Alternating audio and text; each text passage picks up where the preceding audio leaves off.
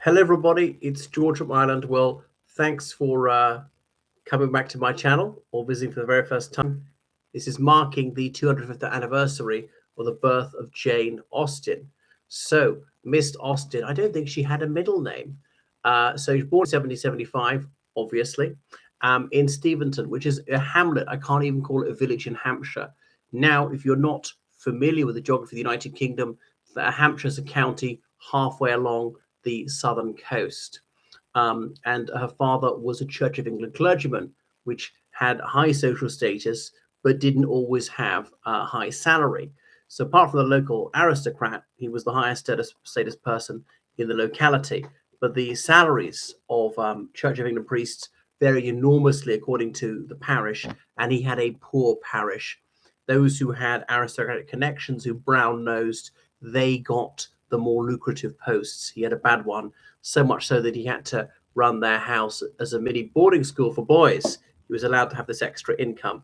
So Jane Austen, she had one sister and six brothers. Neither she or her sister ever wed.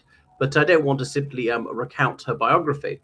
But so Jane Austen, yeah, she certainly wrote wherever she knew. She was a chronicler of that life of the Southern English middle classes that she hailed from. And her father, he'd been to Oxford University like a couple of her brothers did. Of course, university was about 1% of the population, males only in those days. So he was far more highly educated than most people. Remember, a lot of people were still illiterate in the United Kingdom those days. I mean, like a minority might have been 30%, but that's still quite shocking. So she died in obscurity, and it's only after her death that her novels became well known. So her reputation rests on her five novels, Sense and Sensibility being the first one, Pride and Prejudice, Mansfield Park, Emma, Northanger Abbey, and Persuasion. But the last two only came out after her decease. And some of her novels were reworking some early ones like The Watsons, an epistolary novel that's a literary form that's lost now, which is a series of letters back and forth. Of course, letters were a far more important form of communication than they are today, obviously been superseded by emails. But when you wanted to communicate with someone far away, you had to send a letter. And of course, the post was slow. It's not like an email that's instantaneous. You have to assume people are going to receive this for days, even though they're only a few miles away, maybe not for weeks, even though they're the same country, if it's a few hundred miles away. So you wouldn't expect immediate action and had to cover a long period of time what you're saying. So the letters would often cross. Someone would tell you something and you write a letter asking about this information which had already been sent, but not knowing it. So there are a couple of hundred of her letters that she wrote that still exist. So she's been very popular. Her work has never been out of print. So why is she so popular? I suppose sense of humor, how it's relatable, how she describes scene. Now the dialogue does seem very stilted, but of course for the time that was naturalistic.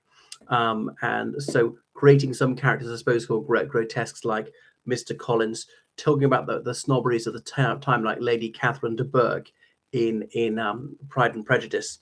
That Mr. Collins, he's a clergyman, and he is kowtowing to Lady de Bourgh because she can give him a living, as in she, the local aristocrat, she controls a parish with a fat salary, and with enough toadying, you might get appointed to this one.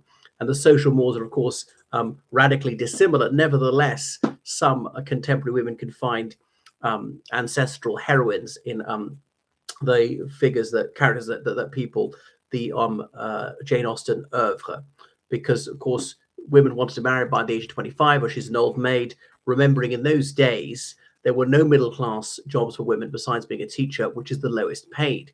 So if a woman wanted middle class or even upper class, she had to marry a man of that socioeconomic status. So that was it, or otherwise poverty awaited, unless her dad was willing to pay for her forever. And women had very little say in their lives, didn't even have legal personality, couldn't pursue tertiary education, were not admitted to all but one profession, and so forth. So and her fortune is going to rise or fall with this man. She has to choose someone to marry. It is a choice she's got to get right. She may make it only once. Divorce, though it existed in law, was vanishingly rare, was ruinously expensive. It took a very long time, regarded as utterly disgraceful, and so on. And marriage definitely involved children. children didn't appear that we assumed to be some sort of medical problem. And we're not talking about one or two, we're talking about like half a dozen and so forth. And of course, lifespan was much shorter. And it was not such a globalized world. Travel was very slow. I remember when she was a young woman, the Napoleonic Wars broke out. So for Britishers to travel to the continent became impossible. One stage, France controlled everything from Spain to Russia, and therefore you'd be arrested, interned if you went there.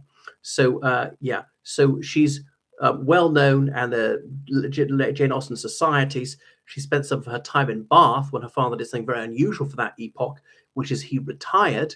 Most people worked to the day they died. So she went to live there with her mother and sister. Her brothers all got married, although one of them was quite disabled.